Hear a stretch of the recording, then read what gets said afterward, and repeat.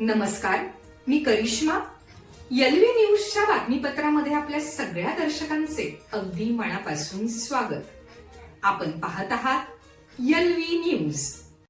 खात्यांमध्ये 43,000 रुपये शिल्लक होते. 14 मे रोजी सायंकाळी 7:15च्या सुमारास श्रोत्री यांच्या मोबाईलवर एका अज्ञात व्यक्तीचा फोन आला. संबंधितांनी हिंदी भाषेत बोलत स्वतःला इंडसइंड बँकेचा प्रतिनिधी असल्याचे सांगितले. तुमचे नेट बँकिंग सुरू करण्यासाठी माहिती आवश्यक आहे असे सांगून त्यांनी श्रोत्री यांच्याकडून पूर्ण नाव, जन्मतारीख, बँक खाते क्रमांक आणि डेबिट कार्डची माहिती घेतली. श्रोत्री यांनी बँकेचाच अधिकृत फोन असल्याचा समज करून सर्व माहिती दिल्यानंतर काही वेळातच त्यांचा मोबाईल हॅक झाला. त्यानंतर भामट्याने त्यांच्या एफडी खात्यातून टप्प्याटप्प्याने 79,000 रुपये, 1,48,000 रुपये आणि 3,90,000 रुपये अशी एकूण 6,17,000 रुपयांची रक्कम अन्य खात्यात वर्ग केली.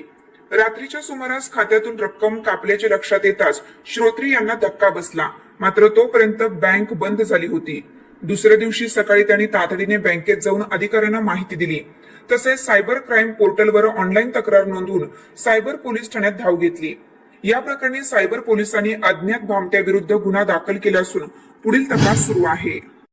चालू घडामोडींचे अपडेट्स जाणून घेण्यासाठी आपल्या एलव्ही न्यूज चॅनलला सबस्क्राईब जरूर करा, लाईक करा, शेअर करा व कमेंट देखील करा.